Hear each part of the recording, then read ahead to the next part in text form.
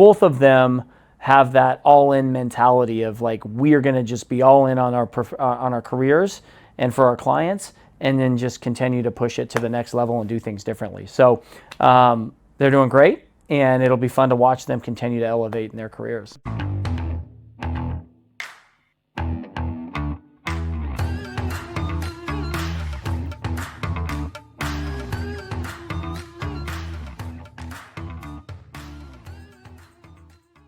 Welcome to our Industrial Advisors podcast. You have Bill Condon and Matt McGregor, and we wanted to bring back up one of our best podcasts that we've ever done, one of our most listened to podcasts ever, with Kyle and Chloe.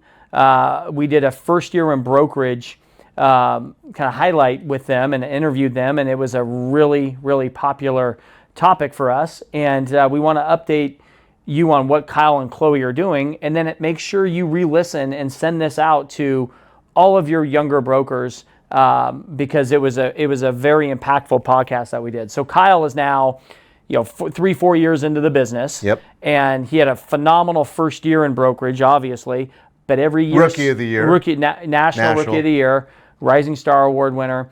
And sometimes, when you see people have success early on, they may kind of borderline out a little bit. He has not. He's continued to put his foot on the pedal, and his career continues to expand. He continues to innovate and do tremendous things. And so he has done continue to do a great job in continuing to develop his career. And in all aspects of the brokerage business, right? Yeah. So first of all, he's a hard worker. I mean, he's in first one in with me, you, and then he's last one out. He's a grinder, but he's intelligent, and he's working on national accounts. He's working on landlord business. He's doing local tenant rep. So he's learned all facets of the business. So he's a very well-rounded broker, one of the top producers now. Yeah. Right. Yeah. And I mean, the sky's the limit for him. And listening to his background, I would say that first year was just a continuation over the last 3 or 4 years of what he did. And now, if we go into a pitch with Kyle, he's speaking as much as you and I are. Yeah, no, he does a great job. And, people that are always motivated in this business to just never content and go next level. Yep. He has that same it factor from that standpoint. And so that's it'll be awesome to see his career continue to develop. But it is great to go back and listen to this and the success stories and what worked for him during his first year and things he would have changed too. Yeah, and then Chloe on the show, she was a rock star, man. When the listeners hear what she did in college to just gear up, I mean, she was involved with SIR in college and everything. It was crazy what she did. But she spent a couple years in brokerage doing great. Yeah. And then, like any rock star, she was picked off out of Colliers by a developer. Yep. And then another developer, Samsung Group, said, no, we're better. Here's a better job. Here's a better offer. So she has just, climbed up that corporate ladder very quickly. She is now working for Samsung Group doing national build-to-suit and speculative development. I believe she's moving to Naples, Florida right now to work with her boss there. Yeah.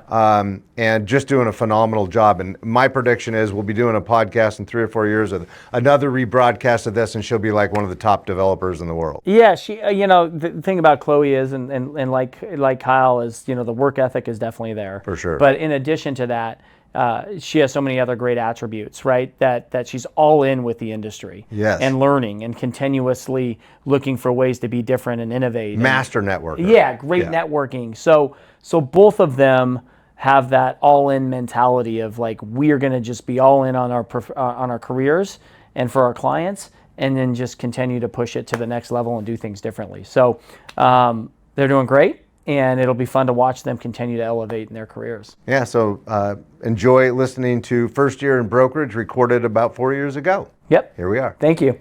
Welcome, everyone, to our Industrial Advisors podcast. You have myself, Bill Condon, and Matt McGregor. We also have 2 young superstars in our industry, Chloe Heiligenstein, out of our South Carolina office for Colliers. Chloe started as an intern with Colliers in January, and has transitioned to being a full-time broker since May of this year. So it's great to have Chloe on. Again, Chloe's out of our South Carolina office and has a really unique approach to the business. So welcome, Chloe. And we also have Kyle Bach, who is on our team in Seattle. And Kyle has been with our team for actually quite a while. He started officially in brokerage in September of last year, right in the middle of the pandemic. But prior to that, while he was at Gonzaga, he came back his freshman, sophomore, junior, and senior years and interned with our team during the summer. So the reason we have Kyle and Chloe on is we wanted to have two young brokers who are doing extremely well, but who started their careers during the pandemic. Both of them have done a great job and have unique approaches. And so our thought here was to talk about how young brokers have adjusted during the pandemic and how they actually have gotten through it. And so Kyle and Chloe, welcome to the podcast. Thanks for having us. Thank you. Yeah, thank you for having us. Well, I'd like to jump in here and just say the two of you did some extremely impressive things right off the get-go. So Kyle, you were the hardest working intern I'd ever seen, and you were so good that we actually sent you work that you were working for us out of your dorm room at Gonzaga. So maybe if I just start with you, tell us just a bit about your work ethic philosophy. Where'd you learn that? Because that was impressive. I think it was just ingrained in me. As a kid, my dad always pressed that, work hard, and my mom as well, work hard. I always was a hard worker in school. I think it's important to hit your goals. You obviously have to work hard. And so that's kind of been my philosophy since even middle school. I'll jump in on just kind of a funny story about Kyle. Kyle and I, although I'm a lot older, went to the same high school, Blanchette High School. But so I've known his family. Kyle's family grew up in the same neighborhood as I did. But Kyle reached out to me his freshman year when he was at Gonzaga during the Christmas break and asked me to go get coffee with him. And he was very focused. We sat down and he said, "Hey, I want to get into commercial real estate when I graduate," which, Matt, I don't know about you, but when I was a freshman in college, I was not thinking about right. what I was going to do 4 years later. But he also said, "Hey, I'll come intern for free for you guys every summer if I can have, the opportunity." And we were just really impressed, and obviously did not make him work for free. But then when he came in as an intern, put his head down and just worked extremely hard and just, impressed us. And he was a no-brainer to bring onto the team, and is doing a great job. Yeah, he really was. Or I should say, Kyle, you really were. When Bill came to me and said, "Hey, I got this guy who wants to intern," I'm like, absolutely not. Right. Because it's a lot of effort, right, in training. And we just had our hands full. And then he said, "Hey, Matt, just meet with him." I met with you, and I would say a minute in, I'm like, well, this is a no-brainer. And what a great move that was, for us. And again, your work ethic was second to none. So, great job with that. I've got a couple more questions for you in a bit, Kyle. But Chloe, I wanted to jump in and say, in all my career, you sent the most impressive email while you were in college to us that I had ever seen. It was so impressive, actually, that I sent it to my kids and sent it to a nephew of mine, Josiah, who I know has reached out for you. And before you even got into brokerage, you're already helping young college guys with your process. So as off my memory, I remember you were involved, I think, this is in college, with Crew, which you can explain what that is to the listeners, with SIOR, I think CCIM. I think you were already a part of some supply chain, industry organizations. I read your letter and I was like, who is this? This is incredible, right? I get a lot of young people reaching out, but nobody had the process like you had from an organization standpoint of coming into the industry. So maybe talk to us a little bit about your process. How did you come up with that? What did you do in college to set yourself up for a career in brokerage? Like Kyle, I really took the approach early on freshman year to get out there and network and just talk to as many people as I could. I'm a huge advocate of networking, and for example, why I reached out to you guys, just because you learn so much from every single person you talk to. So I met with a lot of brokers. I got book recommendations and got involved with the Carter Real Estate Center, which is the commercial real estate center at the College of Charleston. So I became an employee with them. Again, continued to network, use the Directors Network. A book that really kind of pivoted my focus was Brokers Who Dominate by Rod Santissimo. And that really kind of made me think strategically about how am I going to get my name out there as a 19, 20-year-old, as well as what am I going to specialize in? So I continued to do internships freshman, sophomore year, learned kind of if I wanted corporate or more of a boutique firm. I ended up liking the corporate side of things. I first wanted to go into retail, joined ICSC, started posting on LinkedIn, reading as much as I could about retail. And then another pivot I had was meeting with a retail broker in our local market in Charleston. And she was like, okay, like, I'm going to give this to you straight up. Where do you buy all your clothes? And I was like, online, like when we go to the store. And this was before COVID, of course. So right. it was like, I really urge you to kind of look into industrial real estate. And I just continued then to network with brokers in industrial real estate. They were telling me kind of to get involved with CREW, Commercial Real Estate Woman, as well as other organizations like ULI, CID in South Carolina we have, which is the Commercial Investment Division, and just all of those organizations. So I did that really proactively, made sure to get coffee with people about once a week, just get their advice. And then my junior year, I applied for an SIOR scholarship, the Mildred C. Hansen Scholarship, which is aimed towards females who want to get into commercial real estate. I ended up getting that scholarship. And since I had been networking already with brokers in our Charleston market, when I posted about that on LinkedIn, that really kind of put me on the grid, I would say, and made other brokers be like, wait, maybe this is a good person that we should be recruiting for an internship or whatever. So that's ultimately how I got set up with the Colliers guys, my current industrial team of Mark Erickson and Matt Pickard. They reached out to me on LinkedIn and were just like, we want to meet with you. And it was a really good fit. So just kind of networking brought me to where I am. And then as I continued to intern, I continued to get involved with organizations. So I'm on a committee for CREW. I am invited to a majority of the SIOR chapter events. So I got to know CEO, chapter president. Then I also took the CCIM first class the summer going into my senior year, which again, continued to network, continued to expand my knowledge base. And then I also joined the Council of Supply Chain Management, CSCMP, and joined a committee within that organization. So I was able to meet all of those individuals as well. So kind of a lot of different things that I did, but it all definitely came around full circle and has paid off. That's amazing. Like I said, in leading that question, I'd never seen anybody do anything like that. So that was a lot of amazing foresight and great job, because it set you up for a great foundation in our business. So great job with that. I mean, I'm exhausted just listening to all those activities. But I think a good lesson, honestly, from both you guys to young brokers and brokers trying to get into the industry is, and you guys do it at the highest level, but truly be all in with it, right? And it starts early. It starts before you're in the industry.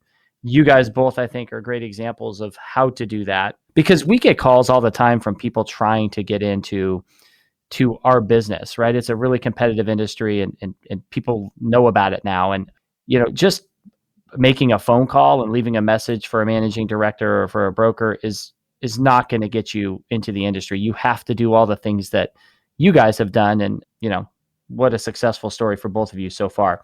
Here's a question that I have, because both of you don't know commercial real estate outside the pandemic, right? You guys both started, Kyle and Chloe, during the pandemic, and now we're getting through it. But my question to you, Kyle, because you've been doing it a little bit longer than Chloe, is how have you adjusted your business development efforts during the pandemic as a young broker? Yeah, I would say the main thing that I was not able to do that I know as I interned, I knew this was a part of the process of prospecting and gaining clients, was door knocking.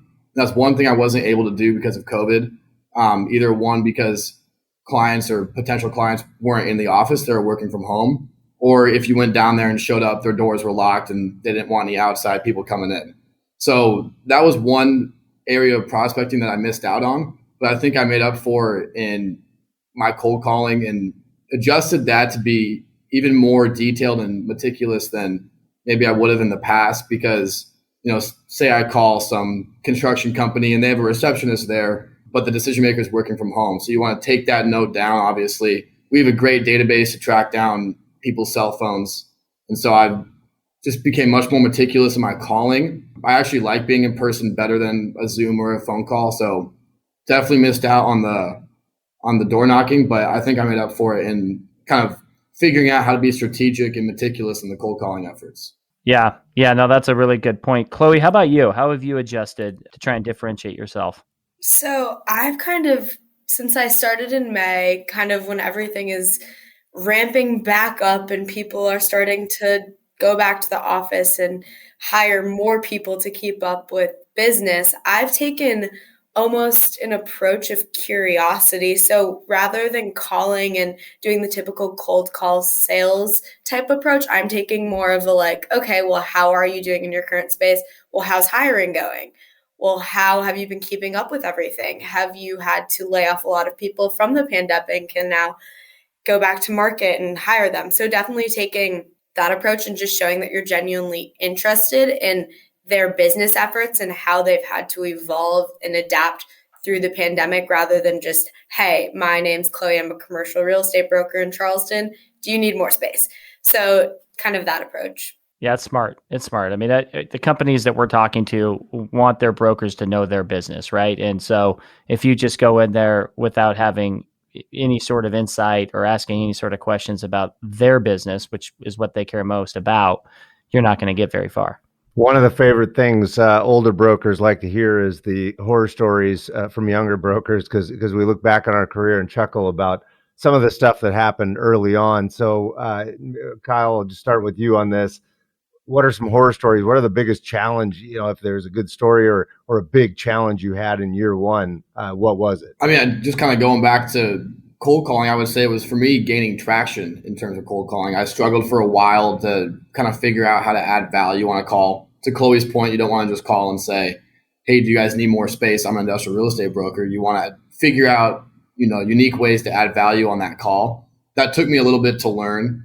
And then I spent a lot of my time tracking land, and I know Matt knows this story, but it just kind of, you want to be able to focus, you want to be able to figure out where and how to spend your time. You don't want to spin your wheels on things that aren't going to go anywhere.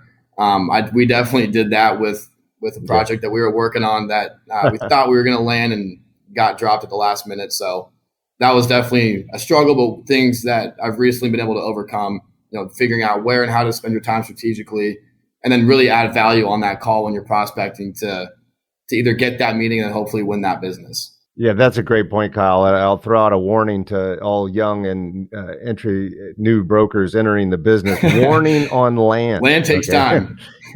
If you are chasing land, it takes a lot of time. Don't overwhelm your schedule with land pursuits too early in the career. It's great to get sophisticated on it. It's great to know it. It can have huge commissions, but it is a very long and sometimes frustrating play. So use your time wisely on that. And Bill, I'll shift to you on this. So talking about older brokers. Whoa. I'm an experienced broker. Yeah. Did they have the internet when you first started? So, what's the difference between how we entered the business in cold calling and today?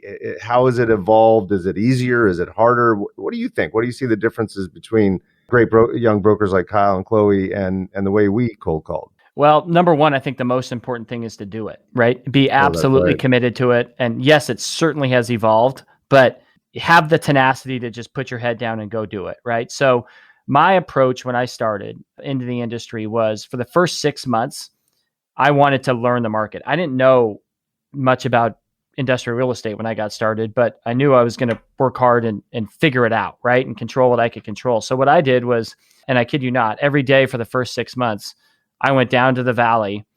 I brought 2 peanut butter and jelly sandwiches and I cold called all day long. I just knocked on doors. And then I'd go back at night and put it all into the database and spend the next morning following up and making sure like my notes and database were meticulous and I knew when to follow up. And so I learned the market that way. And to Kyle's point earlier, I really enjoyed the personal interaction of being there, seeing a building, having, knowing that, okay, maybe the truck maneuvering was a little tight for them, or they needed they didn't have enough parking. And so you take notes on the back of the business card and For follow up sure. that way. And then I did the Dave Hibbard training 6 months in, and I shifted my approach to making cold calls on the phone 3 days a week and going down 2 days a week for the rest of that year.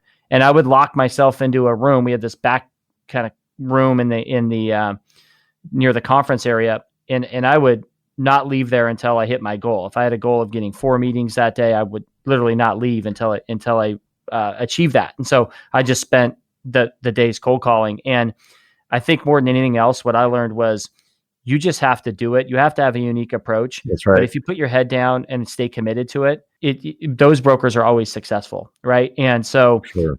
that's how I did it. I think it's evolved a lot because you have LinkedIn now, you have social media platforms, you have different ways to contact people that we didn't have. I mean, honestly, I didn't have a BlackBerry. You remember the BlackBerries? Oh, I didn't yeah. have a BlackBerry until a year into my career. So I would go down to the Valley and I wouldn't have access to email until I got back, right? So it shows you how much everything is so real time now, and you can be much more efficient today than you could back then because of technology.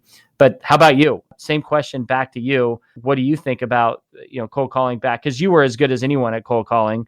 We ran into each other all the time. Yes, we did. And so what are your thoughts on how it's evolved? I will answer that, but first I'll note you mentioned Dave Hibbard. So for the listener and the young brokers out there, Dave Hibbard is an author of SOAR Selling. What's his website, guys? Just Google Dave Hibbard. It's SOAR. It's like Surge of Accelerating Revenue is what he used to call it. I think his company now might be called Dialexis. Yep. But it's Dave Hibbard. He's a legend. Yeah. So we both had that training. It's amazing cold call training. But I will say, there is a big difference between I think how it has evolved. You touched on it with social media. I think that's made it easier in a lot of ways to get information, but also a little bit harder. And I say that because I think information was very hard to gain before all of that. And so if you were really, really good at cold calling, you gained that information because you were willing to go do that live. You were willing to stay on the phone and get hung up on and get this information. The information is easier to get now online. And so I think you have, I would say, more competition that is not as good at cold calling, able to gain that information. I still think that if you're able to do some live cold calling in your first couple of years, that's still a huge advantage because I think very few brokers do that anymore because that information is readily available. So I would say bringing back some of the old school stuff combined with today's technology is the key and which sets you apart. Certainly, I think our volume was huge. I was always into the detail of how I progressed in calls. So I would say, okay, I'm going to make 35 calls today, and I would track how many decision makers, how many influencers, and then of course we're not paid by that, but the objective is to get an appointment. And so the big thing was appointments, and I was always trying to break my records, and that record was 7 appointments in one day in my first year. And we all know the old rule: when's the best time to make a cold call? It's just after a successful one. So I remember that day when I broke it because the record was 4 appointments, and I hit that at like 10:30 in the morning,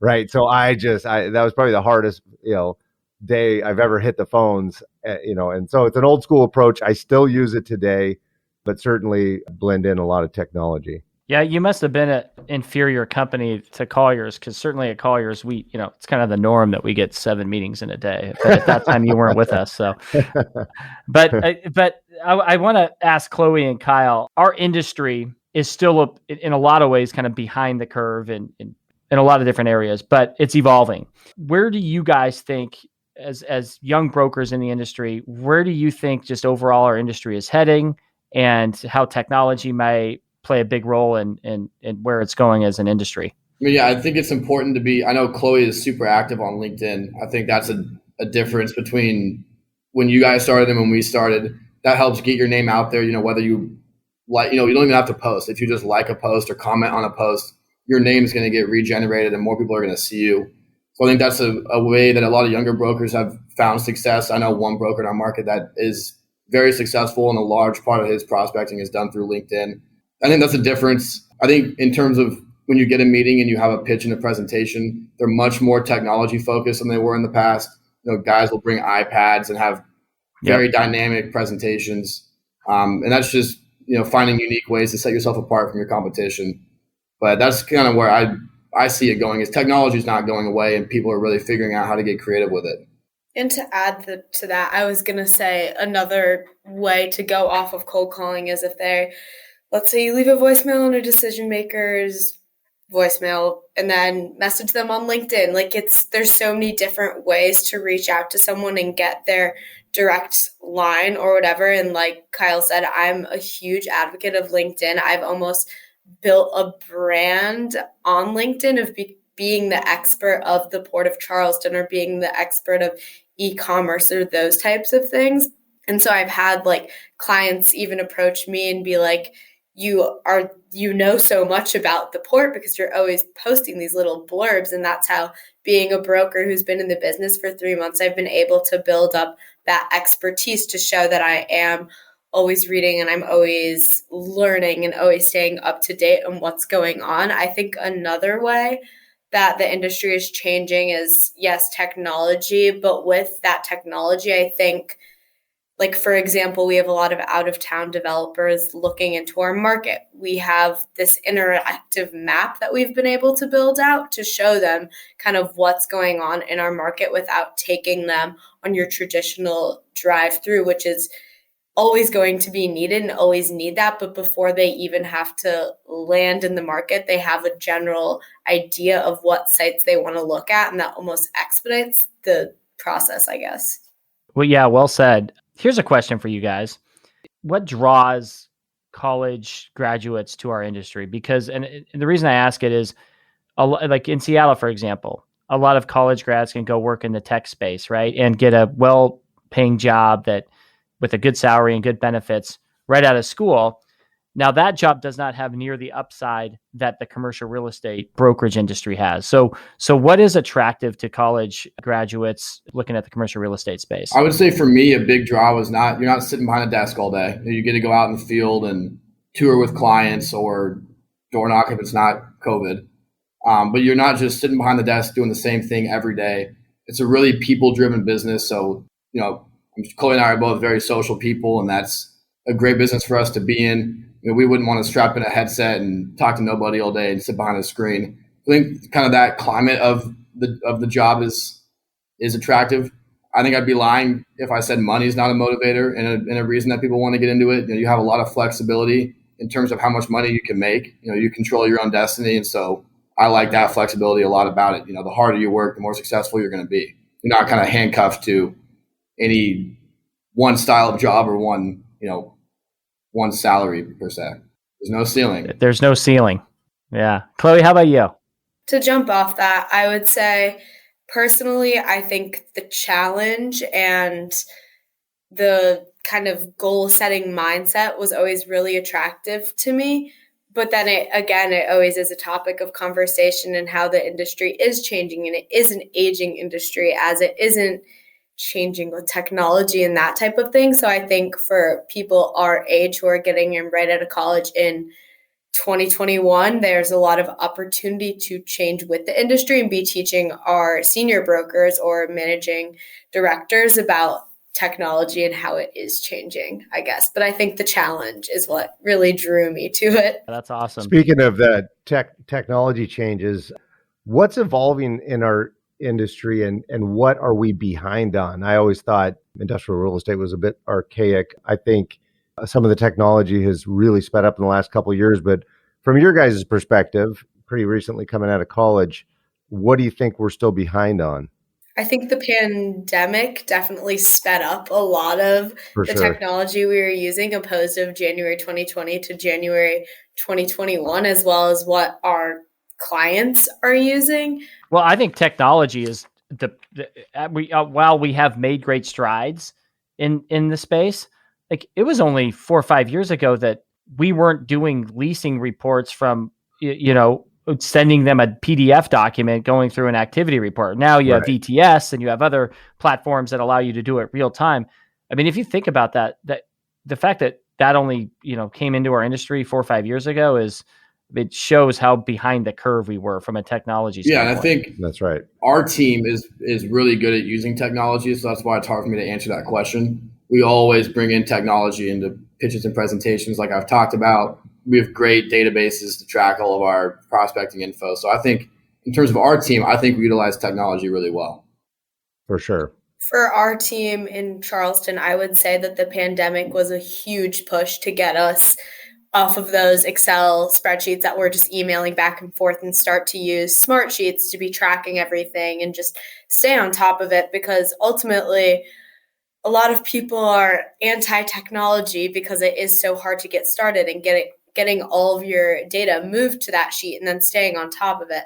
So with the pandemic, that really is what pushed us to be tracking everything on a shared sheet and working together as a team, as well as meeting with clients, not face-to-face, but on like a Teams call or a Zoom call, when traditionally we were using a conference call line the first 5 months of the pandemic. And then when we finally were like, wait, we can Zoom and be face-to-face with those people, that really changed things. And now onward, we still use that technology to look and meet with each other rather than just calling.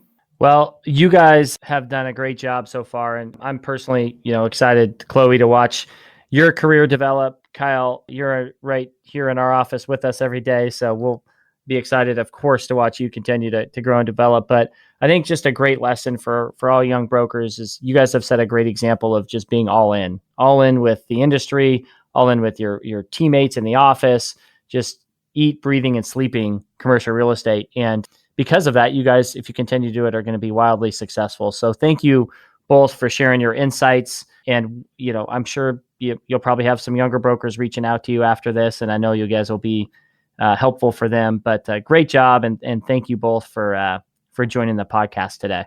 Thanks a lot. Thanks for having us. Thank you. Thank you for having us. So that was First Year in Brokerage, recorded 3 or 4 years ago with Chloe and Kyle. Hope you enjoyed it. Thanks for tuning in. Thanks.